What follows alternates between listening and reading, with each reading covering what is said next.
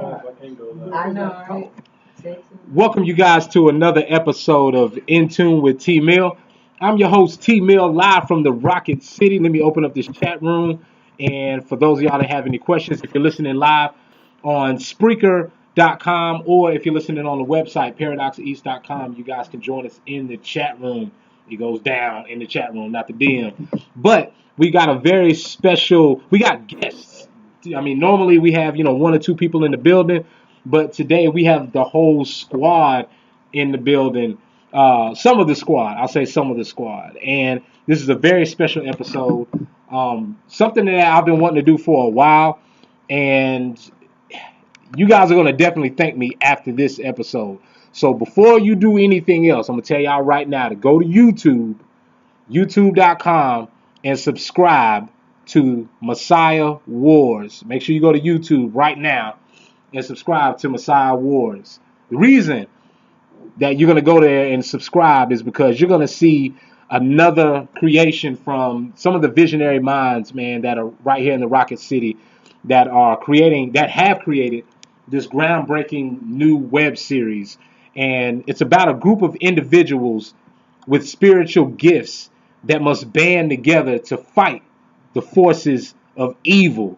I'm not talking about the X-Men. I'm not talking about the Avengers. I'm talking about a group of Afro-futuristic young people that are definitely changing the way that we see sci-fi, the way that we see action.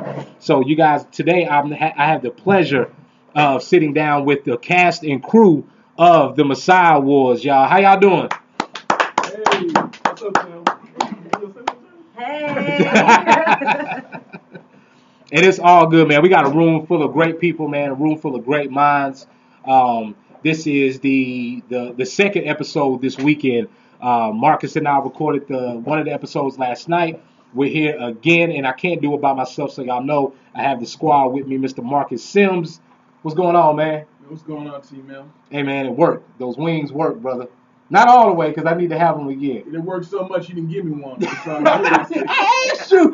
I don't know if you wanted my wings. You needed a fresh batch. I'll come between the brother and his wings.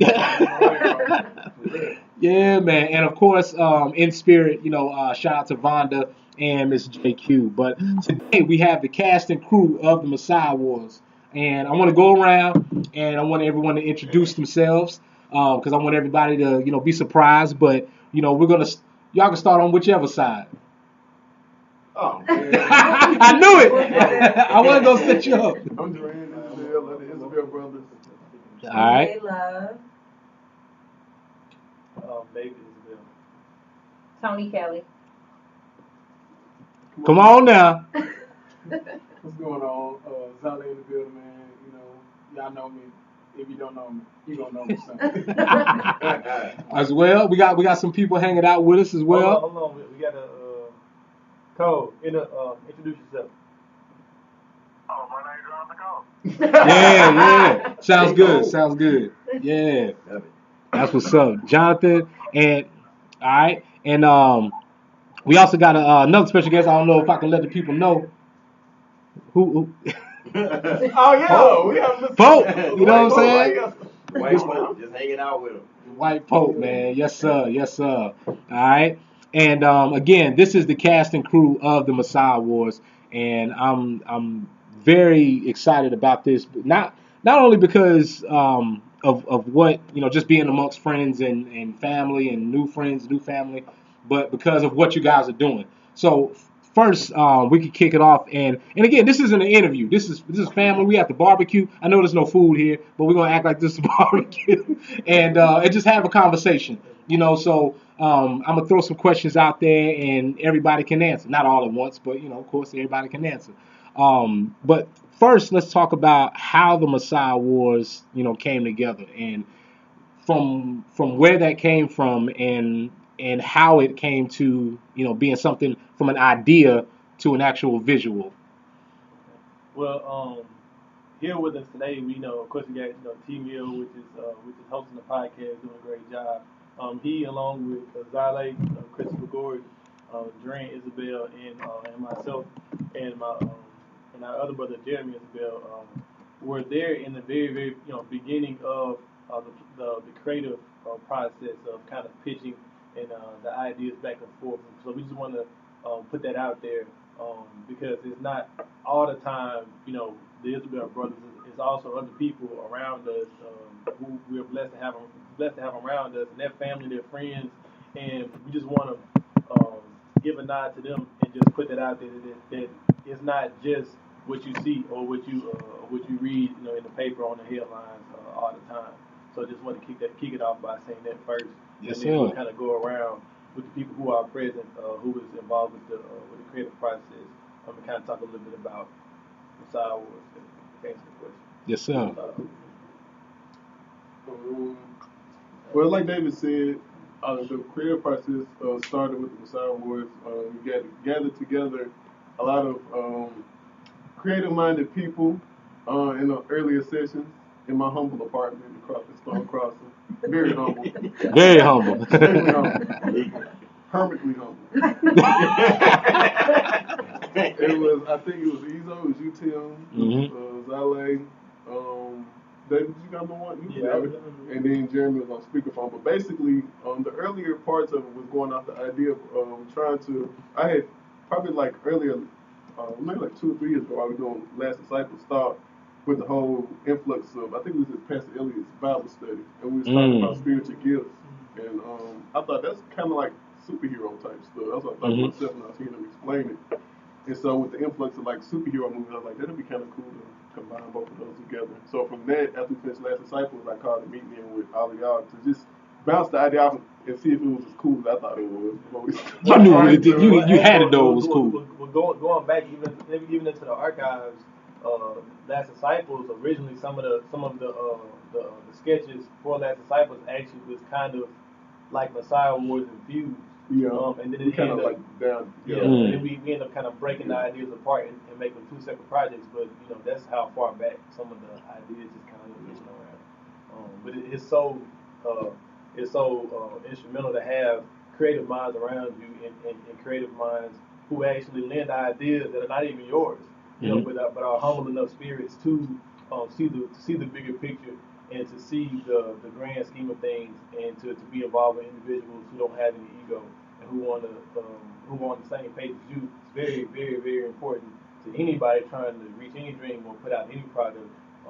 That is oftentimes the rise and fall of any idea. As soon as the egos get involved, Oh, you was talking about that night we was talking about at the Hermit apartment. Yeah. Now, but it's like you said though, man. I mean, it started at the apartment. A lot of ideas. It just sprung from creative minds. It's pretty much putting together a plan. Basically a foundation for bringing this idea to life. And I'm gonna go ahead and let y'all know something. Being a creative mind, you will jump around 50 million ideas. Yes. Before you come up with before you can come up with them, and you like, okay, and it literally, y'all, I don't think you understand. We've already created spin-offs. Right. Hey. Spin-offs. Right. From the Messiah Wars alone, from trying to build ideas. We was like, oh man, that's great because you have so much, but you do have to take your process and turn it into progress. And with that, you have to kind of pretty much cut down so much. So, I mean, it was a fun process of, going through as far as with mini T-Mills. We did a lot of cutting up. But we came up with some, Ezo. We came up with some stuff, y'all, that would pretty spook you. If we had to put it in the Last Disciples, you would have really been terrified. But it's real life issues though that's going on, and we put like more of like it's a crazy twist to it. It's a creative twist to it. It's real life if you really separate as far as like the whole thing as far as with the powers. That we have that's spiritual. You just don't understand like how much power your gift that you actually have can work within this world. And you do have people that's within like the council or within the church that is trying to destroy so much. And it's like to be able to take that idea and to turn it into something that's creative for the world to see. Relatable, It's real life. Yeah. You know what I'm saying? And it's fun. It was fun process. Yeah, that's just what it is. Yeah. You want to talk a little bit about the process? Oh man, I'm talking to y'all, but you know, one of I think it's again, I said the word relatable, and with what you guys did with Last Disciples, and also with the Messiah Wars, is take a subject that's very near and dear to people's hearts. I don't care what side of the world they come from. You know, religion, spirituality, what they believe in, who they believe in, what they do not believe in. And being able to manifest that into something that people can relate to, and something that's not just dry and looks unrelatable. It's fresh. It looks like 2025, or it looks like something that they can relate to, and people that look like them, people that's the other thing. I mean, you guys, by doing that and creating this, it was just a cool idea at the end of the day. And not only that, but something that is going to stand the test of time. It's not something that comes out today and nobody's going to remember it in 10 years. This is something that's going to continue to be here. So I was just excited about that, and about being like, I mean, again, being like kids, having an idea, getting out there and doing it, without any permission. And you guys, man, y'all started talking about superpowers, and y'all talked about, sci-fi. Y'all had me down to Afrofuturistic. So when y'all said Afrofuturistic, I'm like, yo, I'm all in there. I'm definitely down with that, man. So let's talk about that. The look and sort of the theme behind it, because again, it doesn't look like anything out there. It doesn't look like anything, and somehow the mic is still going. God. Right.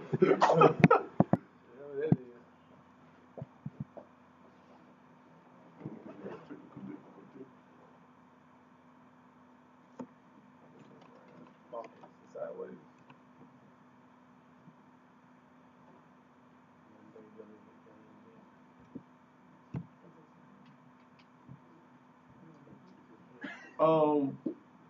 With the whole thing with the Afrofuturism, actually, I was reading this book by Tasha Womack. She has a really good book about the sub, like the culture and the subgenre of Afrofuturism, and it reaches back to like Sun Ra, Mm-hmm. Funkadelic. We was talking about that with Dwight earlier. It's kind of just like the black experience or diaspora, like in scientific and fantasy realm. Mm-hmm. If you Google it, a lot of cool stuff will pop up, but a lot of people don't know about it. It's kind of like a really underground genre. Mm-hmm. There's a lot of sci-fi geeks and black geeks out there that there's enough of them to come together and create some cool stuff. And there's a lot of books and movies, a lot of them on YouTube. But it's kind of just like an underground culture. And I thought that was kind of cool and important.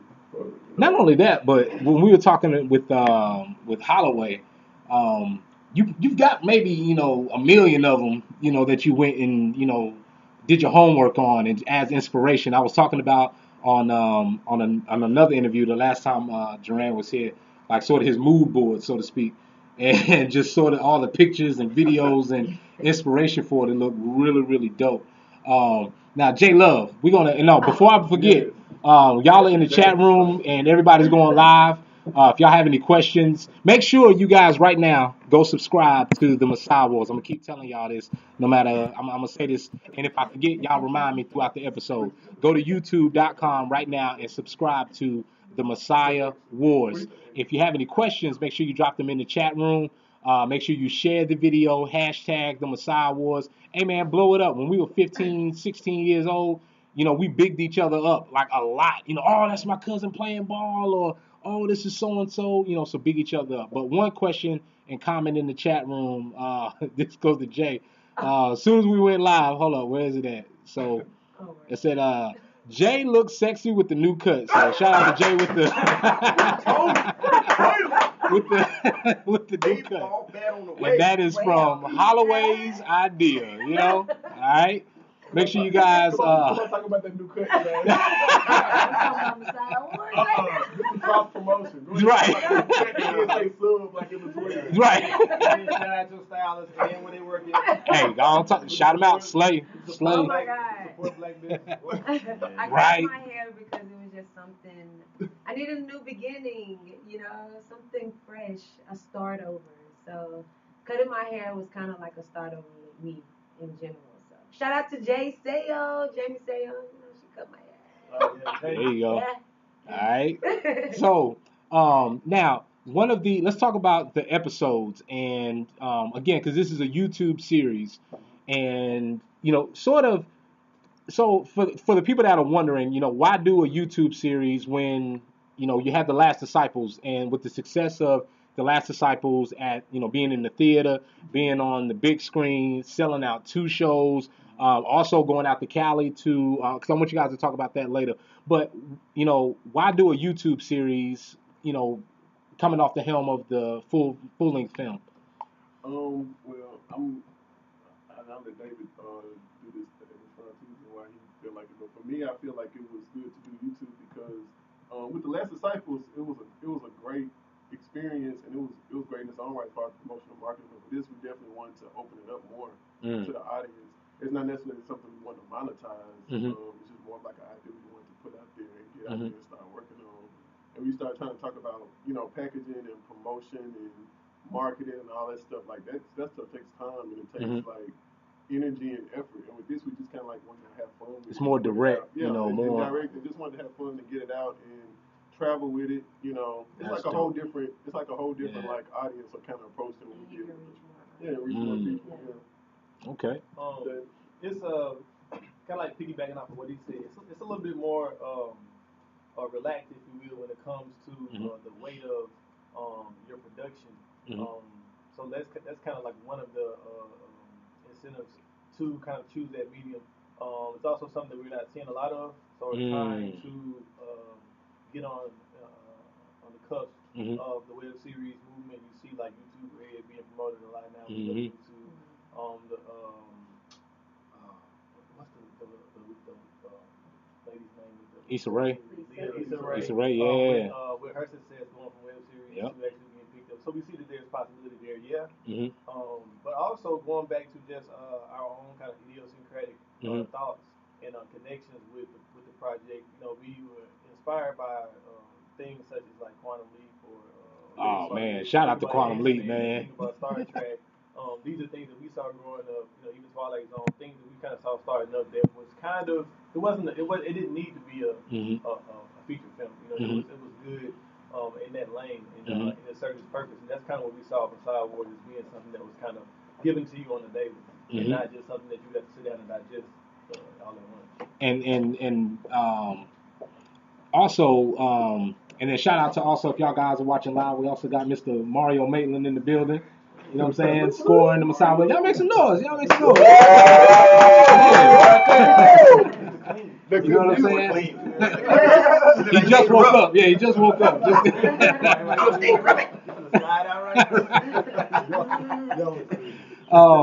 So and one of the benefits that and then Tony, I want to ask you, but one of the benefits I think of I want to ask you about what benefit do you see now that the series has been out and some of the reactions that you've seen. But I think one of the benefits of it is sort of that on demand, so it's something that people can get right now while you're talking about it. Because, man, let's face it, I admit I got ADD, and so do a lot of other people. So we hear about something on Monday, and Monday night we forget about it. You know what I'm saying? And so when we hear it, we want to be able to access it right then and there. Otherwise, it's like forget about it. I think we're in this day and age where technology is, or content rather, is just moving so fast. So it's like once you say it, people are okay. Where is it at? Where is it at? And they're on their phones. And if it ain't there, you might lose them. And again, that works for certain things and certain things it doesn't. But I think it's genius that you guys were able to do that, because imagine if that were to happen with some of your favorite shows or your favorite films and whatnot, that the day you hear about it or it's there and you can go on and talk about it. What do you think of some of the advantages of being on the web series, or what do you think? I agree with what you said. Pretty much with this, with the ability to just call someone or one of your friends or your family members in Chicago. I mean, I got family in Chicago, California, Boston, and be like, hey, go on YouTube and subscribe so you can see. Right, not next week. Like, yeah, hey, right, go. right. You can look at it now. April 1st, put it on your Right. calendar. So I mean, we all watch Netflix and Mhm. whatever. We DVR everything. So it's convenient and you have the ability to look at it everywhere, anywhere, Anywhere, on any so device. the All exposure that. is going to be a lot greater. So. You tell Absolutely. us about your character Stone. So yeah, let's talk about let's talk about the before we talk about the characters. Let's talk about the the auditions. So take us back to your audition, and So I think I had to read some. I don't remember. It might have been episode 3 that I had to read. I did have to read episode 3, and I cannot think of what I got stuck on. But it was it was either one word or one sentence that I got stuck on. It was something crazy, and it was really crazy because I could say it. But when I started reading it, I was like, I can't say it. But anyway, I didn't get stuck on it when we started shooting. got all point. Yep. We got another cast member here. As well, yes sir, Dwight. Also, now take us through your now Marcus had a great question that you have to answer later about that cup, but I also want to know about your audition and just sort of the first day, how that felt, and take us through your audition that first day. And I really didn't have an audition. It's like He was too good for audition. But the thing is, I think that when you're around creative people, and especially spiritual people, that people kind of draw together as a synergy. Mm-hmm. And we spend a lot of time just talking. Mm-hmm. You know, you get with people and you mean to be there 5 minutes and 2 hours later you still right. and that's what happened. We all just got kindred spirits, and we talk a lot about spiritual matters and the things that mean the most to us in our community. Mm-hmm. And them guys just called me and said, "Look, man, we wrote a part. It's for you. It's for you. And it's about you." And that was the end of it. Absolutely. My thing is that the vision that these guys have is so clear, and they're trying to pick this community up. Mm-hmm. They're trying to pick the people in this community up. Mm-hmm. So anything that I can do to help that bus get where it needs to go, Mm-hmm. if I got to change the oil, the tires, you know, if I got to pull the bus, Right. then the bus gonna get pulled because I know where they're trying to go. It's Mm-hmm. clear. It's spiritually clear to me, and I know how many people stand to benefit from it getting where it needs to go. Mm. So it's my job to take the gifts that God has given me Mm-hmm. and to lay them down the same way they are. Mm. Now, I remember you, and also we also have some of the cast on the phone. So I want to go to I want to ask Dwight a question real quick. Then I want to go to Jonathan. And if anybody else joins us, let me know so I don't forget. But you mentioned in a conversation with us about images and the power of images and what the things that we see.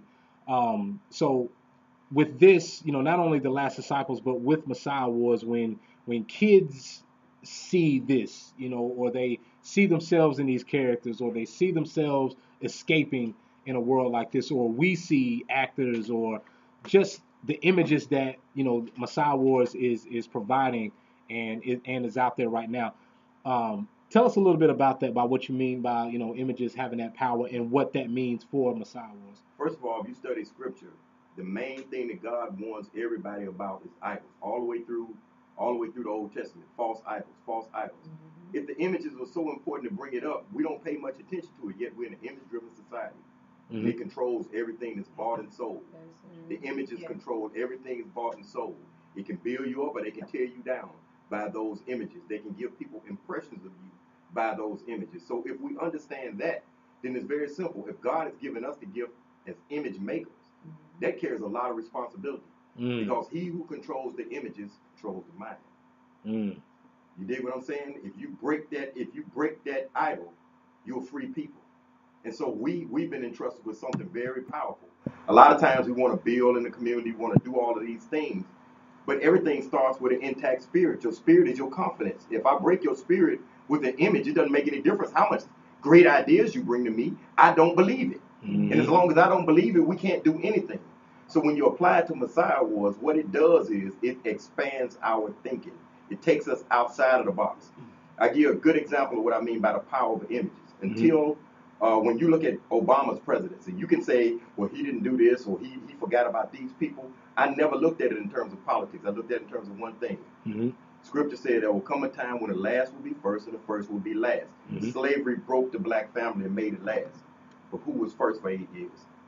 Who was first? Black family. We needed that image in our collective subconscious mind. We need the image of black love. We need the image of scandal-free black family. We needed the image of somebody who put his wife and his kids first. We needed that as men. We needed that as women. We needed that as children. We needed those images to make ourselves whole, to even believe the possibility was there. And so now that seed is in us. But now the next step is for us now is to make sure the ground is fertile so that seed will grow. And that's what we're doing in the things that's being created. Challenging thinking, because every time these guys produce something, they challenge 5, 6, 10 brothers out here with all of these gifts and talents. They not only lend it to this, but have their own projects that they want to try. And these cats, they come and they help them. And so before you know it, what you start to look at in our community is what was once barren soil is now fertile soil. And that you start to see that this creativity is starting to break the surface of the ground. And when you look into the community and you see explosion in art, you see explosion in fashion, you see explosion in all of these creative things, what you do is see a cultural rebirth.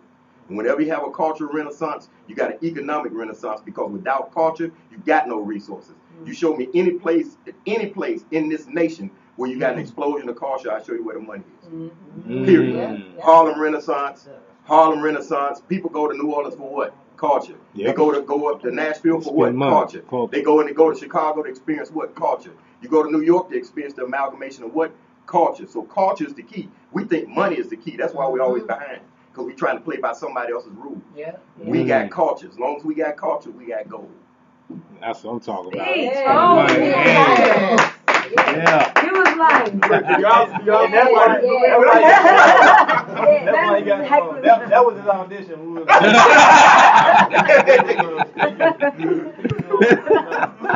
And that's how we can expand the universe. We got Cole, you online? Cole. All right. Jeremy in the building as well, guys. Just checked in. I already texted you the questions. You want to speak on that?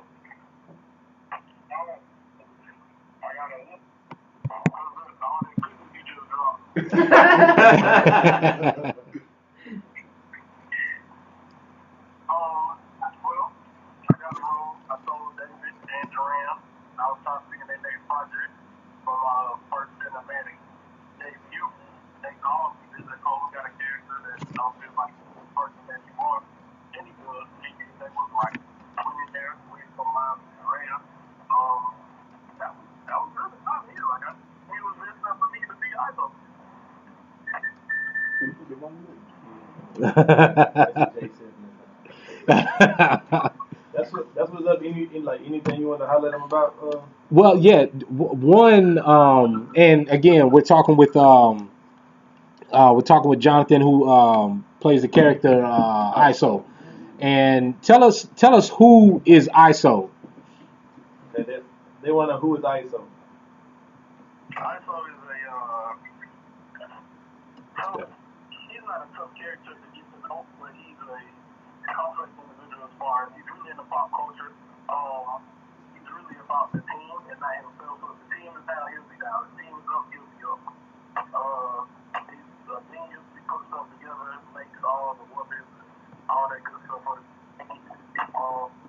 he's kind of the comedic one out of the group.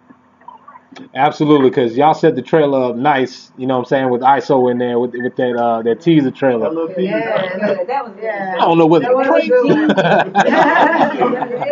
So that was dope. ISO, what's been some of the responses you've gotten so far that you've seen from the first couple episodes? What are some of the responses you received from the first couple episodes? Everybody think it's good. Everybody is really amazed with just how real it looks as far as special effects. And they didn't think it would be that serious. They didn't know we had the sound and all of that. But yeah, that was honestly my first response. Like, not to play y'all, but like it looked extremely real. It looked like Marvel was behind us making this movie and good special effects. That's what's up.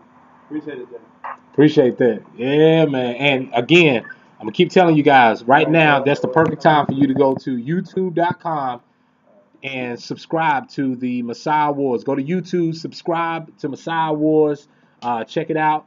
And again, I'm gonna keep telling you guys, we ain't going nowhere. I just want to keep telling y'all that and keep reminding y'all to go and to do that. Now, we got a message. One of our other cast members couldn't be here, but she plays Keandria, which if you're following the Messiah Wars, she is now on screen. Yep. One of the newest cast members to come on screen. And she couldn't be here with us, but she sent a text that said she definitely enjoyed working on the series, and that she's anxious for everyone to get to know her character and her growth as far as her story. Well, her character's got some surprises. So y'all, I can't say it, but yeah, I can't. She said, she thinks of everyone she evolved, you know what I'm saying, the most. Yeah, she do. Her characters. So. We can talk about it because I think that would be cool because a lot of people have asked me like, hey, like. No, it was just so funny. The last episode, like the second episode, somebody was like, "What?" Like we was watching. I think everybody had that. Like, hold up. They see her walk to the door, and then like when they open, they're like, "Wait a minute, wait, what just happened?" I'm like, "You'll see later." So yeah, her character is she's unique. And so let's explain her character because again, all these characters have spiritual gifts. Yeah. So let's talk about the characters. Let's go through the characters and talk about who the characters are. We talked about ISO. We also want to talk about her character, Marie Knight, and let's talk about the characters real quick. Let's talk about them. Well, ISO, we just talking to him. His spiritual gift is knowledge. Of all the group, he's the one that is most equipped as far as knowledge goes and that type of thing. Marie Knight's spiritual gift is the gift of tongue, and we saw a little bit of that like the last episode. That actually evolved from one of our brainstorming sessions at the apartment. You were there, and we actually with the series and like with the Last Disciple, a lot of times we try to incorporate a lot of social commentary and culture commentary on it, and with us being black directors, a lot of our experience comes from that kind of those situations that we encounter every day, challenging ones. And we thought it would be cool for Marie Knight's character, with her having a gift of tongue, is if she spoke to people in a tongue, then their perception of her would change. She wouldn't change, but their perception of her would change. Right. So in episode 2, if you go back and watch it with that knowledge, you know what I'm saying, you can kind of see like, you know, what the future holds for her character or whatever, or just a glimpse of it or whatever. So we just kind of like tried to play a little bit on that or whatever. You'll see episode 3 drops next Sunday, so you'll see her actually come into play. She's gonna meet up with the team, and some very interesting things are gonna happen in episode 3, to say the least. Yeah.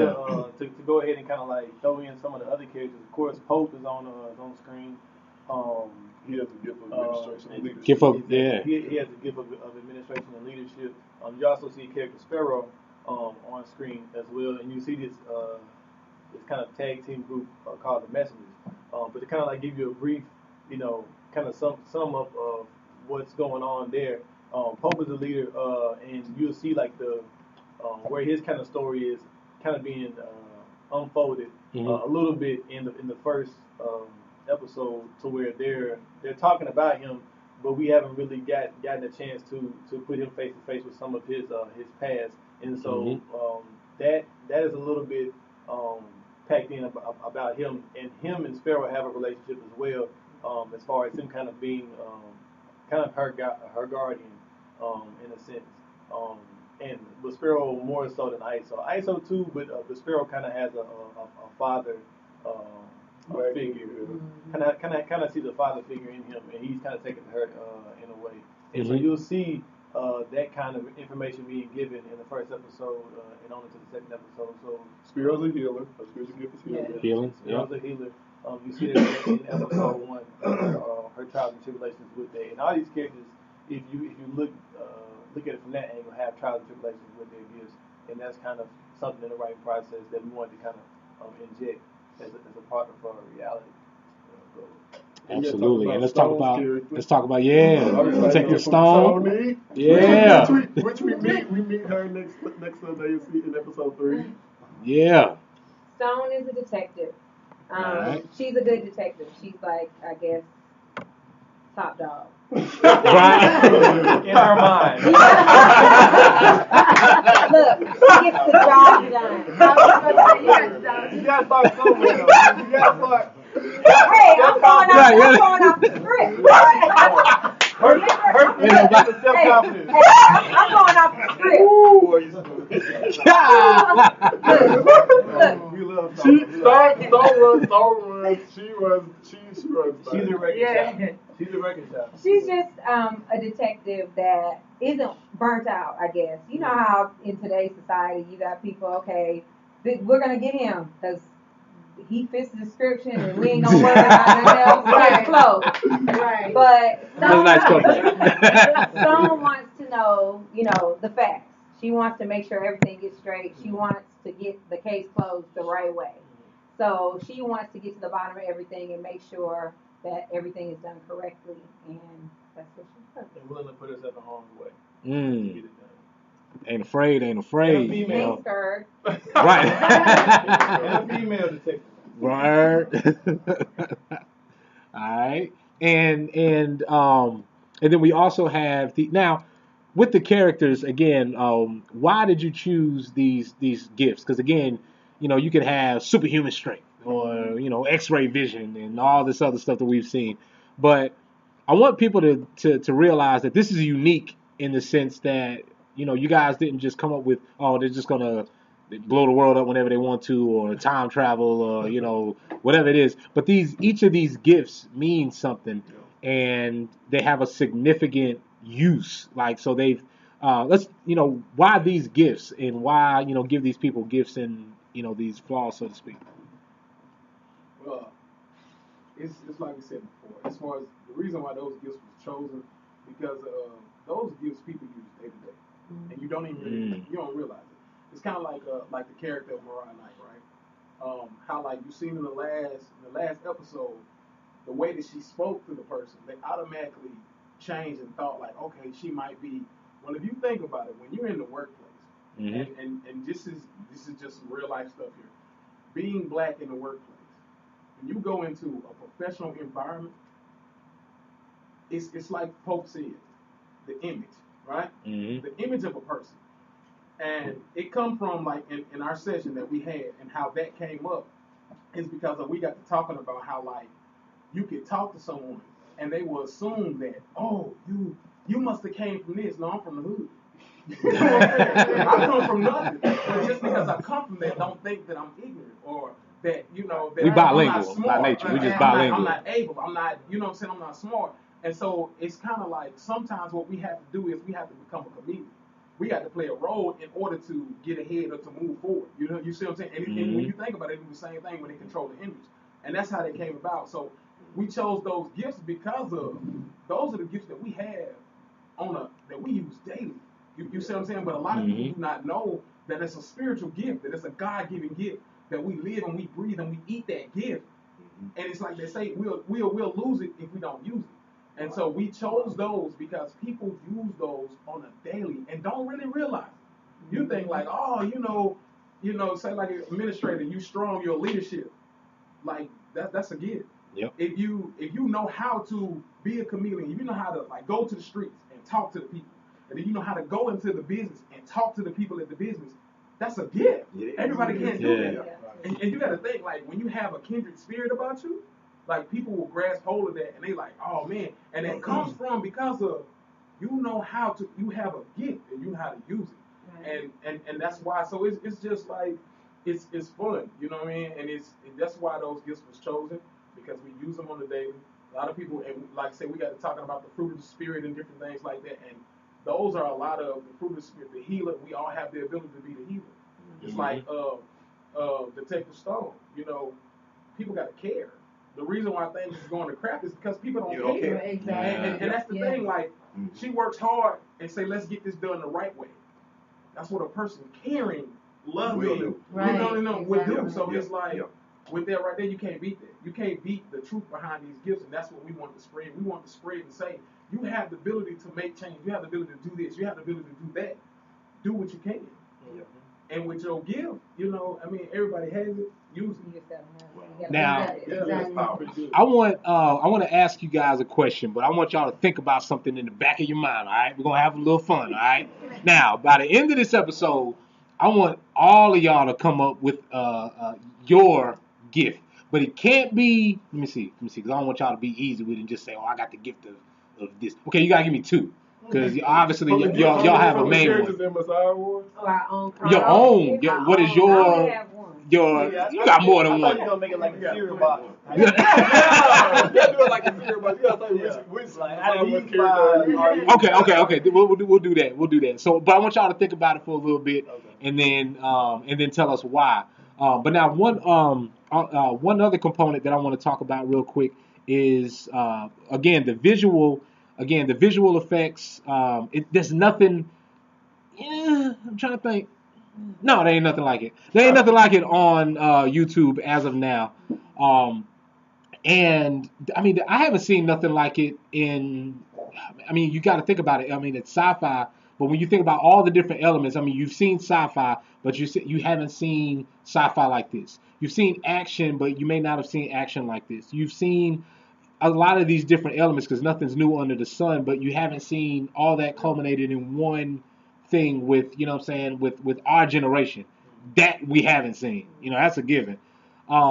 But I want to talk about also one of the other things that drives what we see and drives entertainment or drives film, drives videos is the music, because you could have, you know, a great visual, or sometimes you even see a great video and maybe the music. I mean, you can almost close your eyes with some things, and then especially with Messiah Wars, and feel what's going on. So I think that's a very important element, and we are live at the Maitland Conservatory. You know, In Tune with T-Mill is powered by the Maitland Conservatory, so you know it would only be right, you know, if the Messiah Wars, you know, was scored by someone of the passion and ideal as Mr. Maitland at the conservatory. So I want to talk with Mario and ask you about if you want to scoot up a little bit, and I want to talk about the music of it, because again, that's a very important part of it. And we've been talking, you know, episode after episode after episode about what you do here at the conservatory, what it means. You know, there's kids here that are learning how to do what what you guys are doing with the Messiah Wars. So talk about that and how you got involved, you know, with the music, and you know, take us through that by, you know, scoring that. Yeah, well, I mean, me and Duran, we met years ago. He was working on a film called Veils of Color. You remember that? Oh yeah. That was probably in 2000. Yeah, it was a Something like long that. time ago, and I've always had a passion for doing music for film and television. It was just something about when you go to the movies and you're seeing all these visuals on screen. There was something about that music, how it helped to drive the scene, how different themes connected with different characters, and just how even sometimes with the music you could almost deceive people, you know, into thinking, oh, this character is good, when you know, in fact, this is actually the bad character. So you know, that always intrigued me, and I never had an opportunity to really start scoring until I met Duran, and he was working on. I don't even remember exactly how we connected on that one, but he was working on that film. I said, you know, give me a chance to work on it, and it just kind of started going from there.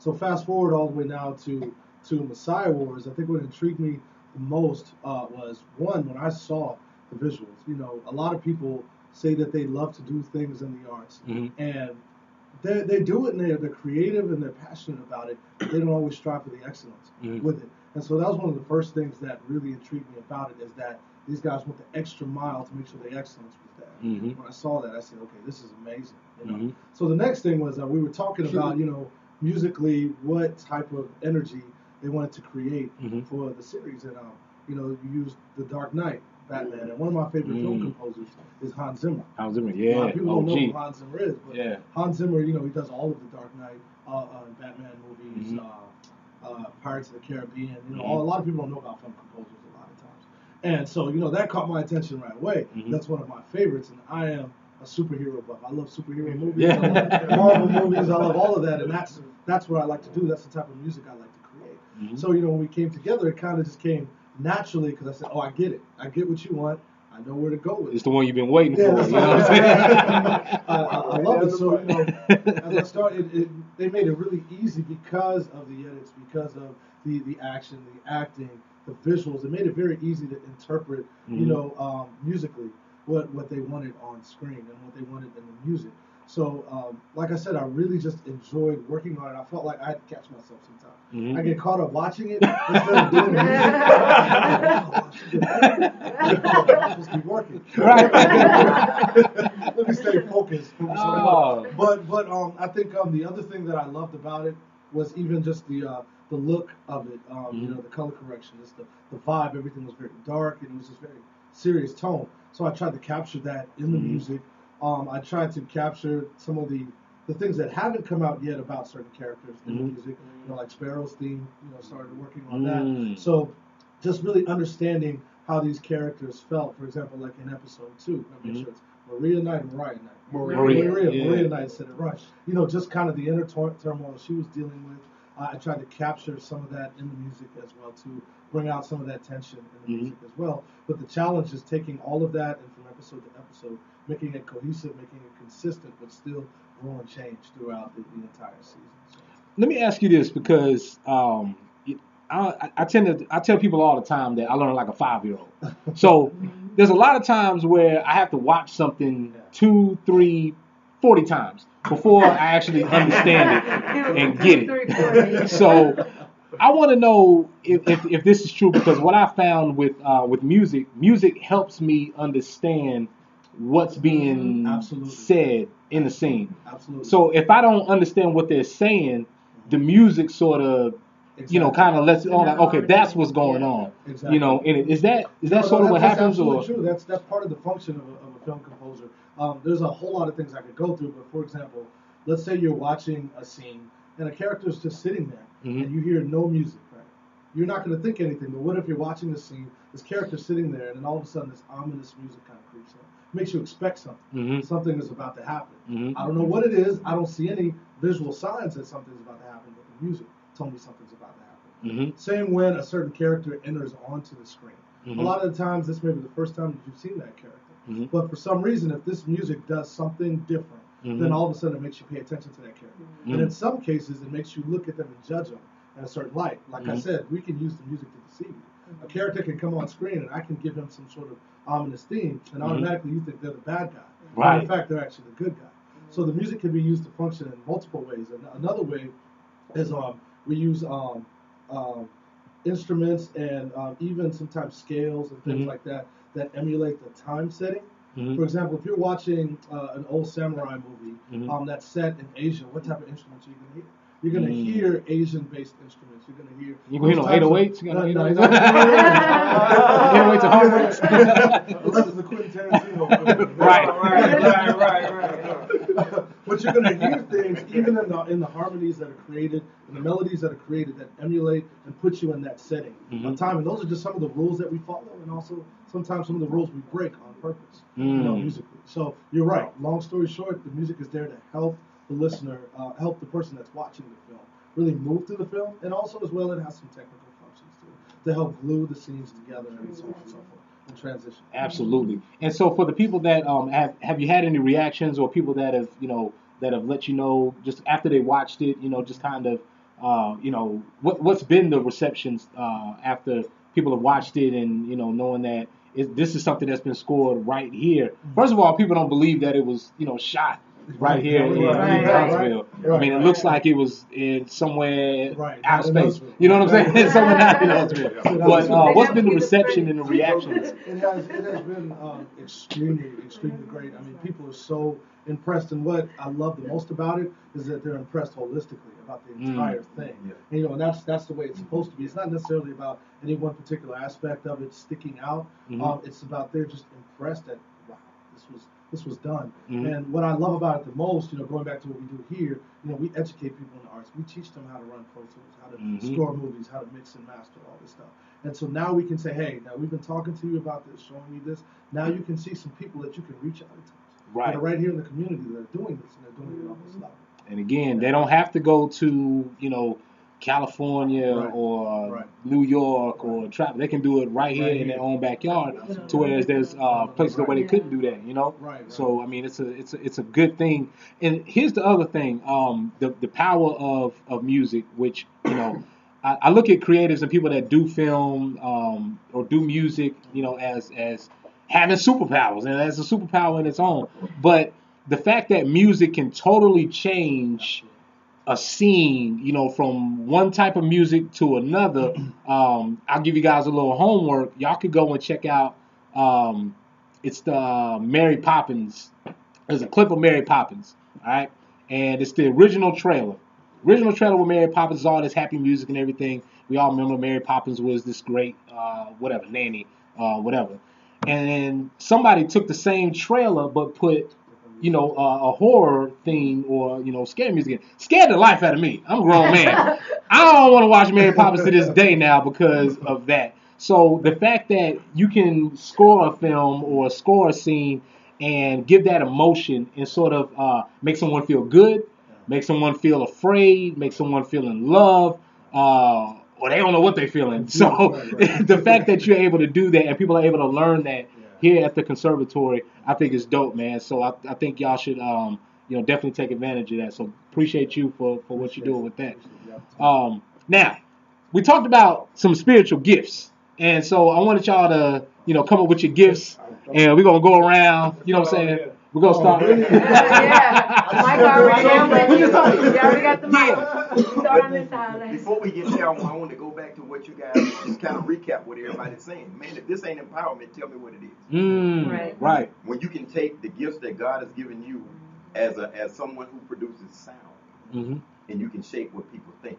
How they feel, the gifts that God has given you to write out scenes that can create a reflection of somebody's own God-given gifts. When you as an image maker can take those scenes that have been written out and bring them to life, and then turn them over to this man where he can trim them out, and you can control all of that emotion. You control all of the emotions of thousands of people that's watching and listening to what you do. If that's not empowerment, tell me what it is. Exactly. So what are we looking for? Are we talking about empowerment or pats on the back? It's a big difference between an empowerment and a pat on the back. If I want empowerment, I make my own bologna sandwich. If I want a pat on the back, I want to make the sandwich. And then when you come to me and tell me I made a sandwich. Y'all said something earlier about we were talking about empowerment and doing it all locally. I think one of the things we haven't discussed yet before we go into the spiritual gifts is the actual production element. And we definitely want to give a shout out to our crew, George. George's in Atlanta shooting the music video probably for some famous rapper. We want to shout out City Living Films, George Wall. City Living Films, yeah. And we also have with us Miss J Love, who haven't really said anything particular today, but we want her to talk a little bit about, because these guys have been with us like forever. As far as like, you talk about a team, dream team, like this is it. When you talking about like the quality of stuff we producing, it's because of people like Jay, like George, Angela, who's not here, Sheikah, and just Shaniqua, just like a whole list of people who always kind of rock with us when we come up with some harebrained scheme, and people looking at you get there like, what y'all trying to do? You trying to shoot what? Where? So we just want to thank them, everybody. We love y'all. And Jay, just tell us a little bit about the process of production. Especially in this instance, Messiah was the production side of it. And those cold, right? Yes. We was freezing. And Jermaine seats only warm up. My heat was extremely low. So the only thing that was toasty was bun. Yeah. Once that kicked in, we were ready. But now the production it's really. Most people probably look at it as like hard work, but if you're passionate, like you said before, it's actually something that you enjoy doing. Even if it's cold. We done been in cold, rain. When we was filming Last Disciples, we was in the rain. Then it went from hot. So like Messiah Wars, we kind of was in the wintertime, and it was fun. We got some exercises on the legs, running backwards with cameras. And I think I woke up the next morning, it's like, dang, did I go work out? My calves hurt. But it takes a lot of focus and a lot of paying attention and a lot of passion.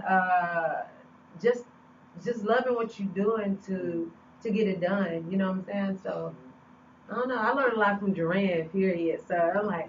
He got me in there screaming. I've been hoarse. I was like, "Get ready! It's time scene. We're shooting episode 2, phase 7." They did an awesome job. We had a full. Yeah.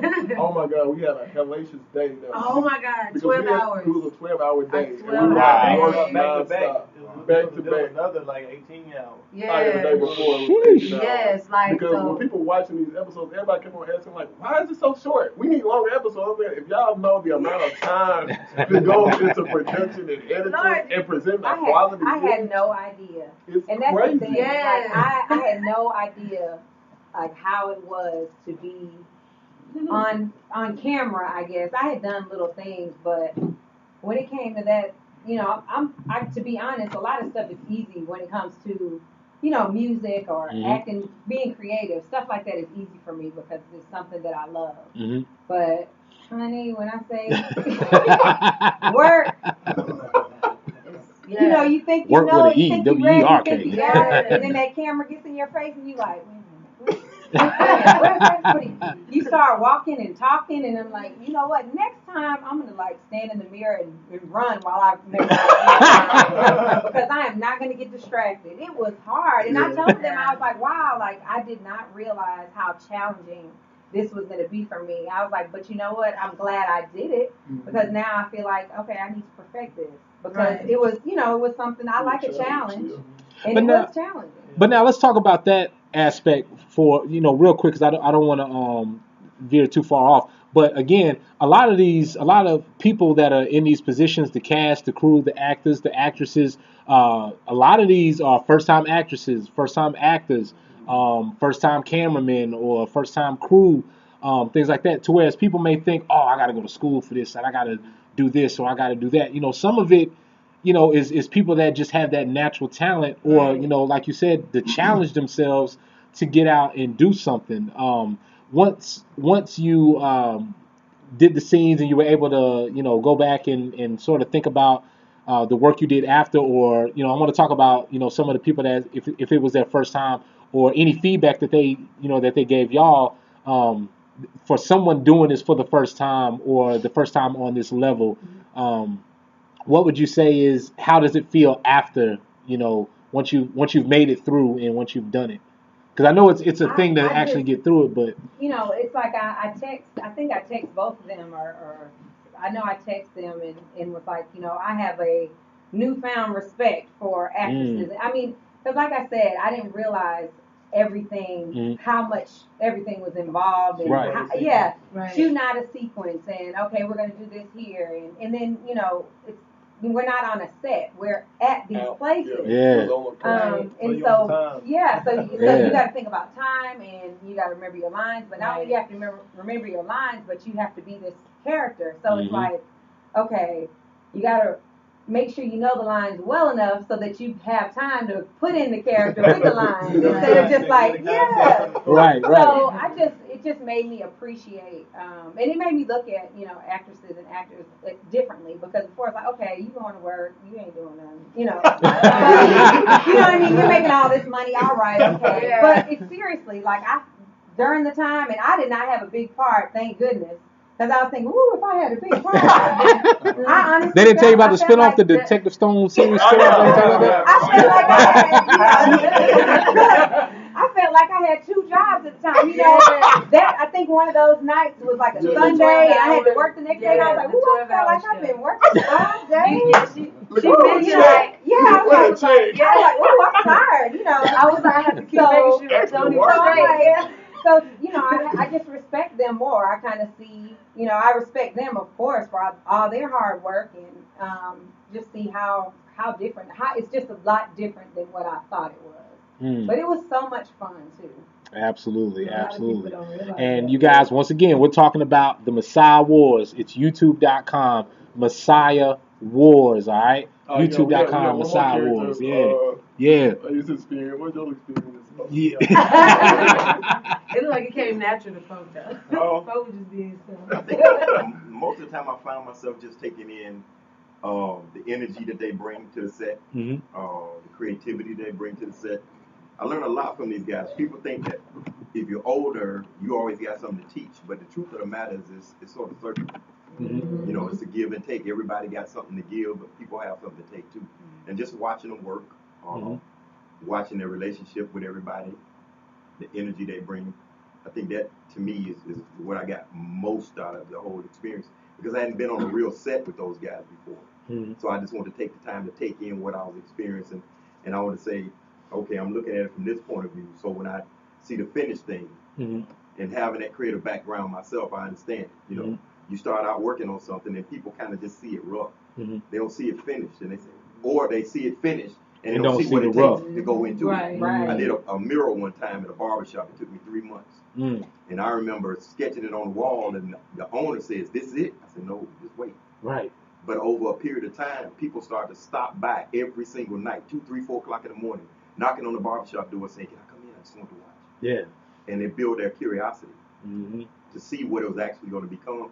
And I had the same thing with these guys, watching them introducing me to something, Mhm. and then being behind the scenes and watching it kind of unfold, meeting all the cast members, Mhm. and then all the talented people. Jay, I've been knowing Jay since she was a little girl, and Hey. to watch this woman with all of this talent, man, from singing to just acting and everything. Mhm. It's just amazing to watch it. That's why I always take it back to our community. We keep looking for something we already have. It's right here. I mean, it's right here. It's just Right we just here. gotta cultivate it and let it kind of come forth. And we're watching it with what they're producing and what they're encouraging Mhm. more than anything else. So I was just happy to be a part of it, part of the whole folk thing. It's funny because I know when I read parts of the script, I called Jermaine and said, "Really? Man, y'all went in like Yeah. that? God, man. Yep. Excommunicated from the church." and really, and the way they wrote it is pretty much right. 'Cause that's Right. about how it go for me. Hey, that's what I'm not a person that's gonna sit and know that this ain't helping people and it's all right. Right. So Yeah. it's best for me just not to be there. So just being yourself. Yeah, I'm just gonna be myself. That's what I'm talking about, You know, man. I just can't take it.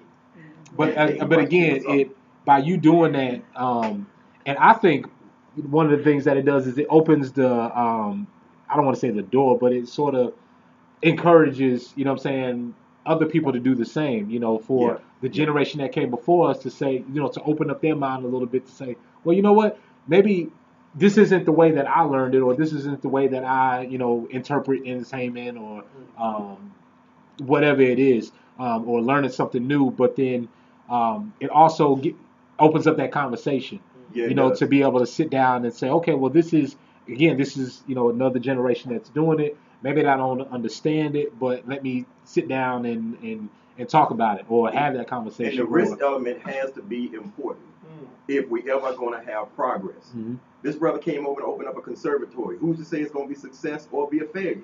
If he Mhm. don't ever take the chance, we don't know. Right. Spike Lee came along and people said, well, you got to have this much money to make a movie. He said, no, I don't. He borrowed $17,000 from his grandmother and he wrote She's Gotta Have It and he produced it. Mhm. And then that, everybody said, wow, you mean we don't have to have the Pope's blessing to create nothing? We don't have to have a pet on the back for to be all right. Alright. And then Robert Townsend came along behind him, and with 23 credit cards, he financed what's his name? Hollywood Shuffle. Hollywood Shuffle, 23 yeah. credit cards, fed the whole crew, rented all the equipment, Mhm. and that broke the ceiling again. So for you guys to come in Huntsville Mhm. and to say, we know we're not in Atlanta, no, we're not in any of these other places, we can do it right here. Yeah. Nelly and them, they were doing stuff in St. Louis for years and with jazz. But Nelly and them broke the ceiling with rap. Yep. And in other areas, Houston, the cats did it in Houston. Atlanta was flat for a while, then it exploded. Mhm. And we're doing it right here. You can do it. The first thing you got to do is believe. And Yes. one thing you cannot, with belief, you either got it or you don't. Now, you can encourage it. But at some point, you got to take the jump. Yeah. I can encourage this brother all day long. If he don't jump, he not going to know. Exactly. He know when he jump. Yeah. He thinking, Mhm. but he know when he jump. Mhm. And when these cats jump, that's when they found out. And then they challenged other dudes to jump. Jump, man, because that's the only thing that's going to make this thing grow and for it to become a realization. If we sitting around waiting on somebody to pour us a bucket load of money, then we haven't learned from history. The way it usually work is, it explodes, becomes something amazing, and somebody come home with a siphoning hose and siphon it off. That's why it works. I got to piggyback on that because I can speak on that from experience. You know, of course, I had all kinds of reservations. Trying to start a school, trying to get a building and all that. And the one thing that I always tell people when they talk to me about how I did it, I said, well, everything you're looking at, there was no loan involved. There was nobody gave me any money, nothing. I took my check for my job and I put it down on this place. And so everything you see in here was from work. Wow. All the paint on the walls, this floor you standing on, this room didn't even exist. I knocked down a wall. Hey, give it up, yeah. So, that's not saying that to brag, but that's how to encourage. But that's encouraging. I mean, to encourage, people have to yeah. remember it takes time, and I think that's what is a problem with us. Time and Is effort. we want something that is instant. And that's Because again, everything takes time. time. It takes time. You know, Because as again- long as you buy this, you know, like you said, you put money down, and then everything else, even if it's just a little bit here and there, And keep at it. it's not going to happen overnight. Keep at it. Yep. Because again, you jumped, you know, just like he was saying You gotta earlier. take Because it. the reason why that's important to tell that story, and we always think, oh well, this person was bragging or whatever. But people have to know that the guy that's looking to open a business, he needs to know that you opened a business and it didn't look like this. It looked, you know, something completely different. You had to paint it, lay the floors, lay the tiles, put doors on, and what you had to go through to do it. Otherwise, they're not going to jump. They're going to be looking for a ready-made building with everything how it needs to be and everything like that, as opposed to, you know, doing what they need to do. We want the Cadillac out front. You know, we want the chicken plate. We want to pluck the chicken. Don't pluck the chicken. That's right. And then expect the chicken to jump in the grease. It's Cook so yourself. Right. There's a lot of Right. people that's kind of lazy and don't want to do the work behind actually pursuing their dreams and making them come true. So it's like, and I think just this world is just so messed up right now because, like you said earlier, like the media is actually brainwashing our children, our generation now, to thinking that it's gonna happen right then and there, and this is, you know what I'm saying? All you gotta do is do this or do that, or show a little this, show a little that, and you're gonna get famous. It doesn't know. You gotta respect yourself, and you gotta basically put the work in behind it. My music, it took me years to become who I am now. You know what I'm saying? And still to this day, I have little girls coming up. They might like the wrong song, but they still. I'm like, that's the old Jay. I didn't grow up. Wait, you know. Yeah, but they still look at me as an inspiration. That's real. They don't even look at the words in the song. They look at it like, I remember when you used to sing on the block, and now you're singing like you're traveling, you're here, you're there, you know. So it's like a more inspiration, and it's the same thing with everybody at this table. Like, they looking at us as inspiration. Like, if they can do it, we can do it. We live in Huntsville, and like, why we can't do it? All you gotta do is take that jump, like you said. All you gotta do is jump. Believe in yourself and jump. and God, keep God first, no matter what. Oh yeah, So, yeah. Actually, when you take the jump, How you believe in God, but you can't jump? Right. That's true. And when you talk about the jump, to me, the jump is the leap of faith. That That's proving is. that the gift that God has given me, I believe is going to work. Right. I come from a different point of view. Ask me about my retirement. I don't have none. You know where it went? Other than taking care of my mother, it went right out here in this community. How many people gonna say that? Nobody gonna say that. Right. So they ain't gonna do it. No, man, you got to save yourself. You can't. If you think you can save yourself, I feel sorry for you. Right. Well, Yeah, you got to. absolutely. Right. We need unity. Oh, That's yeah. where our Money can't save you. downfall is. You think money Because, can save you? because we won't unite. We won't unite. We can't do And anything with- alone. Absolutely. And without the examples, how people gonna know anything different? That's The examples y'all setting, it's monumental, man. Just an example. Look at Mario. Put everything he got into it, but you won't have him at the door trying to get every nickel and dime back. Exactly. Man, I met this cat. He smiled straight in my face and said, "Man, whatever I got is yours." And you think I'm not gonna help him? Right. It's not gonna happen. But that kind of selflessness is what we gotta foster. Yes. The same thing y'all do, pulling cats off the street to be in this thing. You know what I'm saying? Look, man, we believe in you. We want to expose your gift. That kind of selfless example is the thing that's going to take us from this selfish, capitalistic, me, to what God intended for us to be communal. Right. Have a communal spirit and love each other and take the gifts we have and share True those meaning gifts of so we can community. each other. Right. Right. True meaning of community. So once again, you guys, we're talking with the cast and crew of the Messiah Wars. Friends, family, make sure you guys are sharing, liking on YouTube, Facebook, subscribe. to the Messiah Wars. It's youtube.com Messiah Wars. youtube.com Messiah Wars. And I want to make sure that real quick before we get out of here, I gotta ask, how was California? Because you guys went to the for the last disciples for that. So how was that?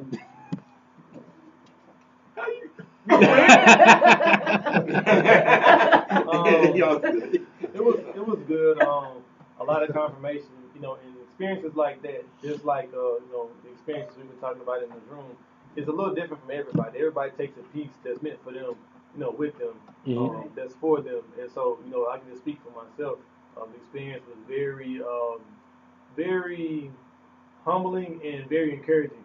It was something that when I walked away from it, or when I flew back, it was something that is, when God working with me, He'll do something, and it's like it reminds me of the disciples that were with Him. When He was actually walking around, on land performing miracles. He may perform a miracle right in front of your face, but it's your decision if you want to believe it or not. It's your decision if you want to have complete faith in it. Wow. It was moments where He was kind of, taken back, like, y'all been with me all this time. Y'all still don't believe? How are you not encouraged? How are you not having faith when I'm doing it right in front of your face? You know what I'm saying? And so many times in our lives, things, God performs miracles, or He shows us His grace and His, His power, but we still don't believe it. Right. We still have doubts, and we still have a doubting perspective, but we still have fear.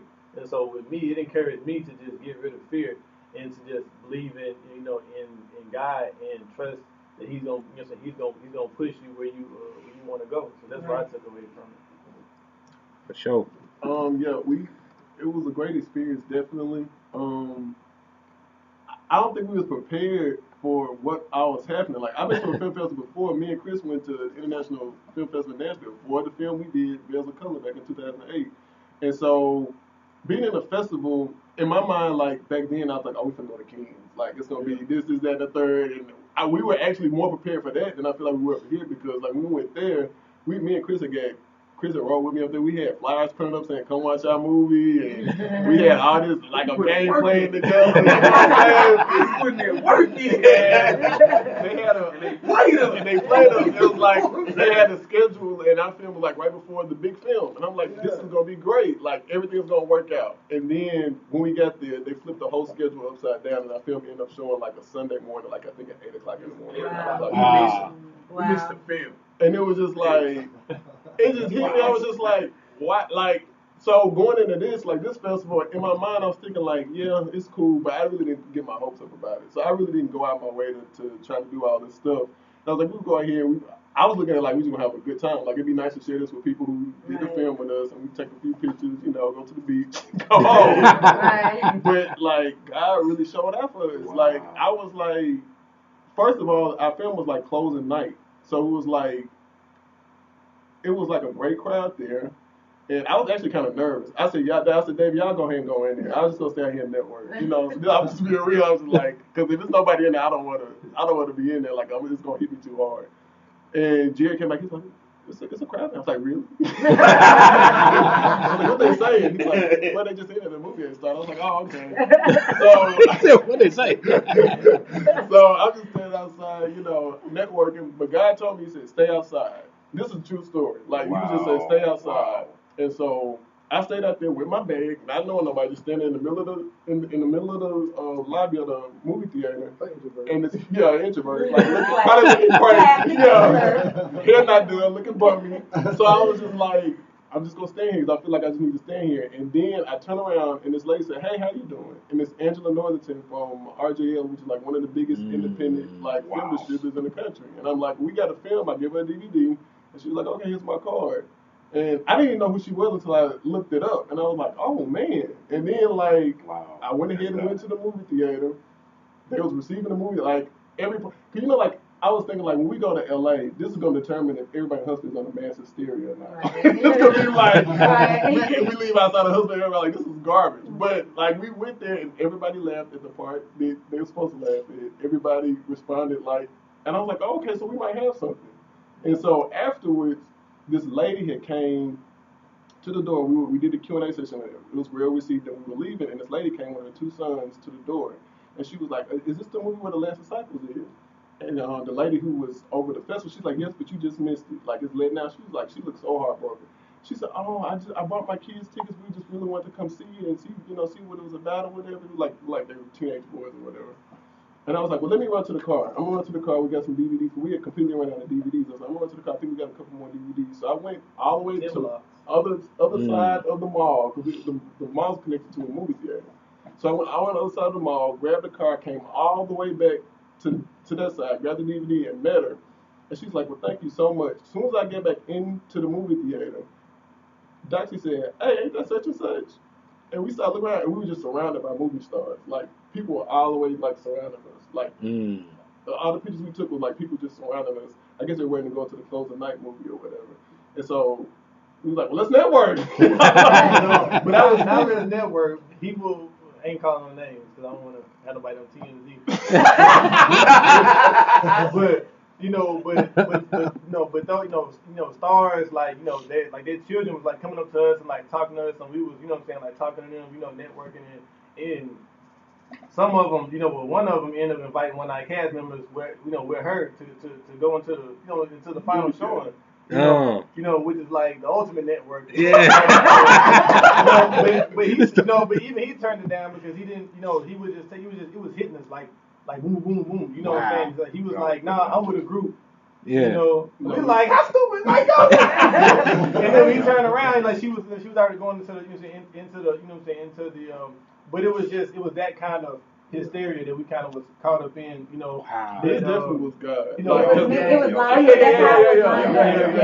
Just listening to it. We were just in the hallway waiting on, and the woman with her kids, she sat right there by the door, and Dre took off. We just kind of like sat there and watched her make, just kind of sitting there, and time when you waiting time, just like I think myself, what are we doing here? But some just telling me, just kept telling me, this is what you're doing this for. You're doing this for the people. So it's our responsibility to the people first. Everything else comes later. Exactly. So we talking to people, and it was people who saw the film who was like, "Hey, they was asking us questions about it." And we were like answering questions, spiritual questions about production, all that other stuff. These 2 kids are sitting here, and there's so many people because there's a red carpet going on behind us with more people, celebs taking pictures, and it's hot. And so, the kid is like, "Get against the wall, clear the walking space." So we being kind of pushed and like harassed. We being pushed and harassed. From the time we left to go to the car, which is like a parking lot away, to the time we got back, we was being pushed and harassed. And I'm thinking to myself, like, we still haven't left. We just, and it was just kind of weird being in that space. And then once we decided to leave, that's when people start. That's when we started meeting celebs and started networking and getting context, giving us context. Like, I want to work personal with you. numbers. So they giving us personal numbers. Yeah. So that was just like crazy. Like I was like, wow. And we were trying to kind of leave, because we weren't thinking on this scale, and we trying to leave still. And then people, we go outside and we kind of talk, and then lady pulled us back in. Was like, "Well, take these free after party bands. Y'all need to go, and mix and mingle." And it's funny because we're talking to John Jones, the father from Smart Guy, and I was just asking him questions, just picking his brain. He was like, "Well, y'all already on the right track. You brought a product out here. Most film directors don't bring product to film festivals. So we actually had a product out there that we were, passing out." And he said, "Just go to as many parties as you can." And I'm thinking to myself, "Well, I got about $10. Right, we about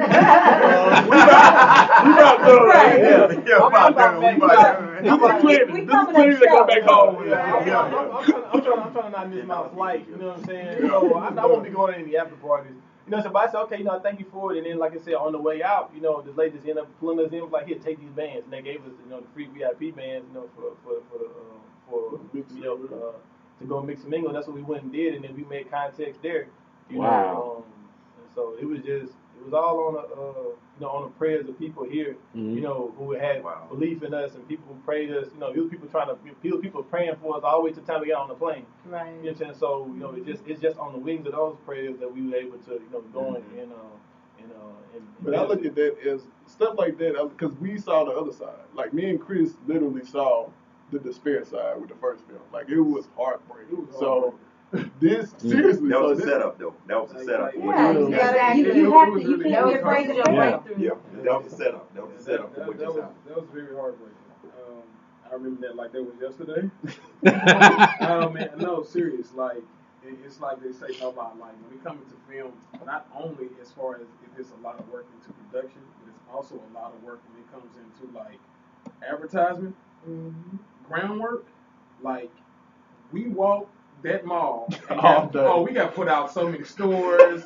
It's like y'all got to go. You can't be here. Like y'all can't pass these out. But we gonna put them on cars. Let's go. And it's crazy because of like that's a blessing that you guys got to experience that. You know what I mean? Especially coming from this being Durant's second, major like film or whatever that he's done. Well, we ain't gonna talk about the ones when he was kids. But like to go from Veils of Color to The Last Disciples, that is a blessing. And you gotta think like the time span. It's like this, you can't put no time on your talent nor your gift. Right. Yeah. You know what I mean? You just gotta grind it. You gotta stick it out. You gotta believe, and that's what this is. This is belief. This is encouragement. Right? Well, This one thing that you guys brought up that I think we definitely need to bring to light, and then we'll bring this to a close.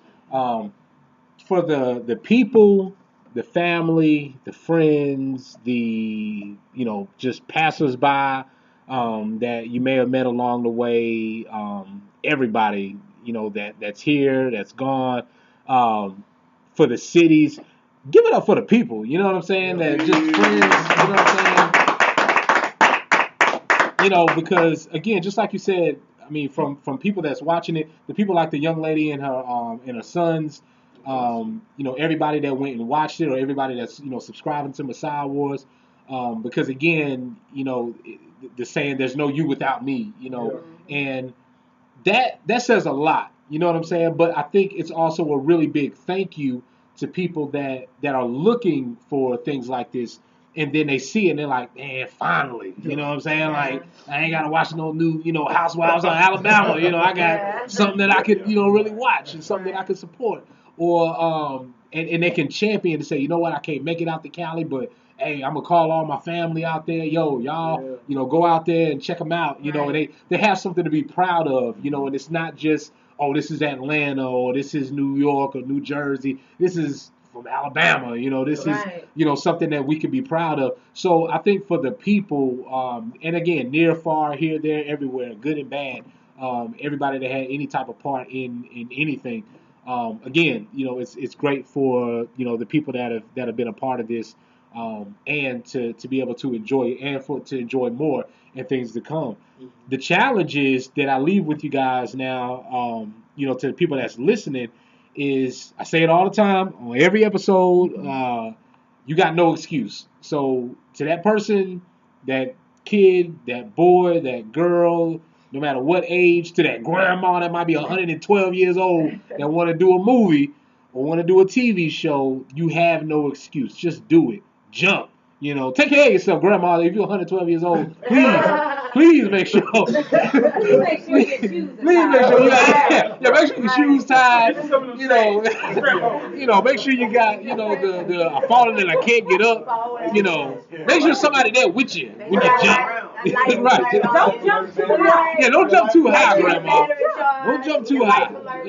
Just trip. Just trip. Just skip. Just hop. Don't jump. Hop, grandma. But again, so again, thank you guys. Again, for doing what you're doing and giving people the permission to dream their dreams, live their dreams, create and manifest those dreams. And again, to give the people everywhere something to look forward to, something to look at. So forget Netflix, man. Go to YouTube and subscribe to Messiah Wars. All right, you don't know none of them people on Netflix. Go to YouTube and subscribe to the Messiah Wars. All right, and also IsabelBrothers.com. And check out the Last Disciple. I was gonna say the Disciple Wars. Check out the Last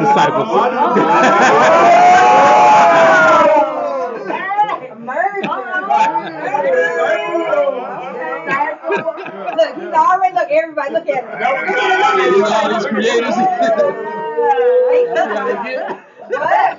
Hey. Watch, they ain't gonna get no sleep tonight. Somebody gonna be up writing. Right. I'm gonna pull up to your humbling crib. Right. We're gonna The discuss humble this. apartment. Wow. So thank you guys again. Make sure you guys subscribe to the Messiah Wars on YouTube. I'm sorry, I keep saying the Messiah Wars. It's Messiah Wars on YouTube. And tell a friend to tell a friend. And when you get done watching it, watch it again. And when you get to work and when you're on break, watch it again. And then when you go to your car on lunch, watch it again. And then continue to watch it over and over and over again. Because, I mean, they got a repeat button on YouTube. Just keep it on repeat. Keep it on repeat. We want to say thank you to you, T. Yes, T. T. Thanks so much. Oh, thank y'all. Thank y'all. Hey, without y'all, we ain't got nothing to talk about. I gotta have something to talk about on this show. I gotta have some people to talk to. And So, Mario. you know what I'm saying? Absolutely. You know, In Tune with T Mill. Oh, the next episode. When is we took a little sabbatical because we had to regroup from LA. So next episode is going to be this upcoming Sunday. We're not going to put a time on it because then people get discouraged. Hey, look. Last time. So Sunday. it'll be Sunday. Sunday. Yeah. Sunday. Sunday. Somewhere between 12 a.m. and 11 p.m. And I want y'all to treat this like the club. Sunday. We had to let them get the awards. Yeah, we had to get Right. Right. He was in the awards. Yeah.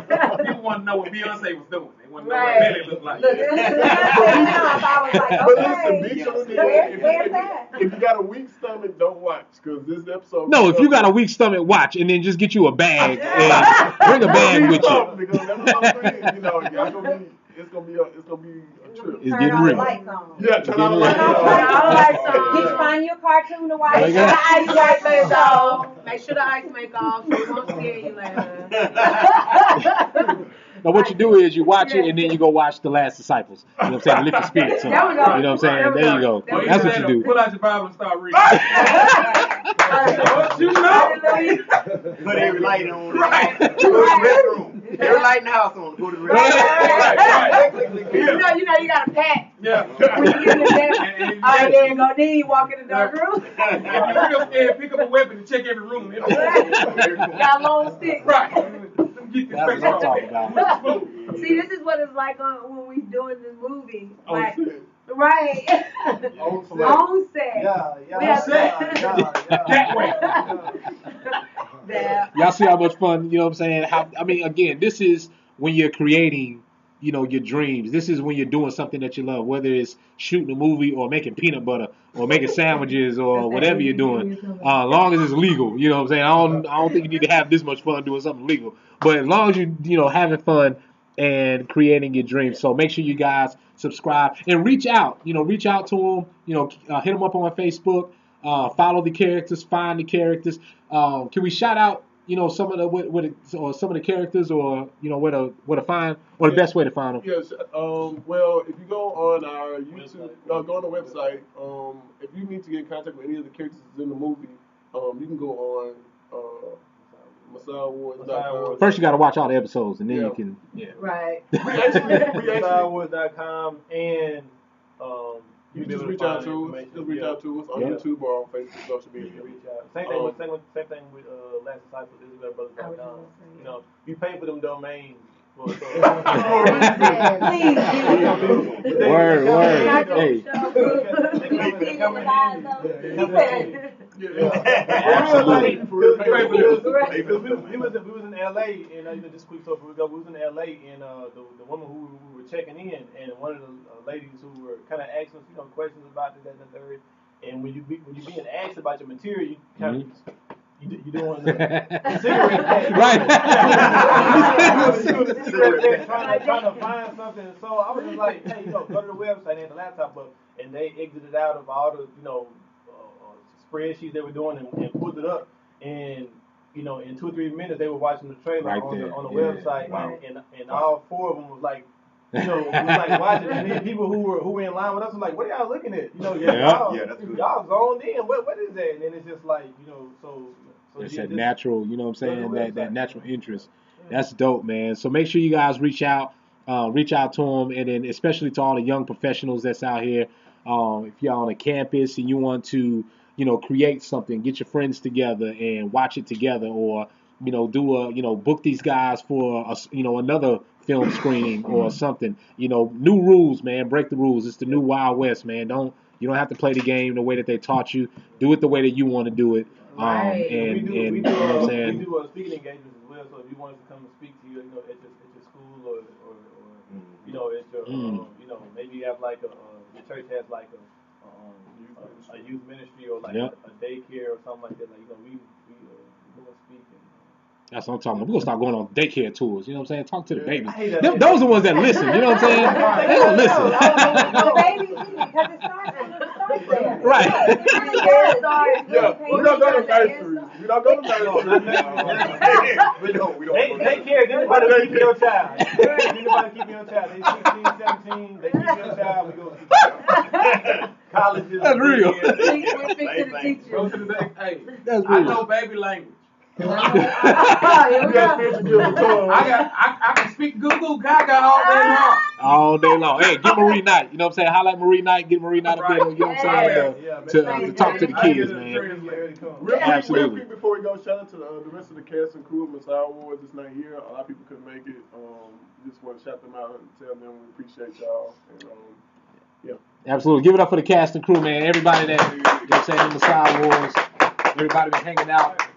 You know what I'm saying? And again, In Tune with T-Mill is brought to you by the Maitland Conservatory, powered by, this is where we're at, recording live at the Maitland Conservatory. Visit themaitlandconservatory.org. Stop going on YouTube and trying to learn how to play the piano, man, and bugging your grandmother on Sundays. Come and get you some professional piano instruction or learn how to score films. And not only that, but also learn how to get paid, learn the business of what to do with these talents that you're learning, the instruments. And if nothing else, come in, take a tour of the facility. Stop by, come see what the Maitland Conservatory is about. Introduce yourself, know the businesses in your community, and visit the Maitland Conservatory and see why In Tune with T-Mill is so happily honored to call this place home. All right, this is our stomping ground. This is In Tune with T-Mill. Make sure you guys subscribe, like us on Facebook, and wherever else you're listening at, iTunes, Spreaker. Make sure you leave those comments. And it is paradoxeast.com. In Tune with T-Mill. I want to thank you guys for hanging out with us, for bringing your ideas, for again just sharing this opportunity, because again, this gives us something to do. I mean, ain't nobody doing nothing, and we ain't got nothing to talk about. So, all right, appreciate it, guys.